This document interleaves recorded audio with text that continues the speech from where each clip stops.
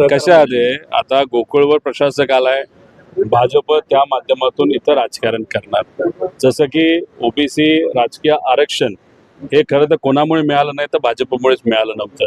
पण मुद्दामून कोर्टामध्ये हा प्रश्न पुढे पुढे तिथं जावा आणि प्रशासक त्या जिल्ह्याला तिथं देण्यात यावे आणि मग ते जे तुमचे पालकमंत्री त्या हातातून तिथं राजकारण करता यावं यासाठी त्यांनी वेगवेगळ्या खेळी पूर्वी सुद्धा केलेल्या आहेत. आता माझ्याच महाराष्ट्र क्रिकेट असोसिएशनमध्ये सुद्धा प्रशासक त्यांनी बसवलेला आहे. तिथं सुद्धा पोखरण्याचं काम तिथं सुरू झालेलं आहे. त्यामुळे गोकुळ हे जे काय कोऑपरेटिव्ह आहे, भाजपला कोऑपरेटिव्ह चळवळ ही कधीच आवडलेली नाही.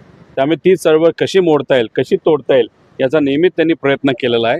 आणि आपल्या विचाराचे लोक सुद्धा मांडीला आता भाजपमध्ये जाऊन बसली आहेत आणि होला हो म्हणतात. त्यांना ज्यांनी तिथं राज्य केले पूर्वी, ज्यांनी सत्ता तिथं भोगली आहे, त्यांना विचारा की हे प्रशासक आणणं योग्य आहे का. मग ते काय सांगतात आपण त्या ठिकाणी बघू. त्यामुळे पलीकडे गेला तर तुम्ही विचार बदलता, पण कोऑपरेटिव्ह मुवमेंट आणि शेतकरी ह्या सगळ्या गोष्टी कुठेतरी संपवायच्या या भाजपच्या सरकारला, हे मात्र त्या ठिकाणी खरं आहे.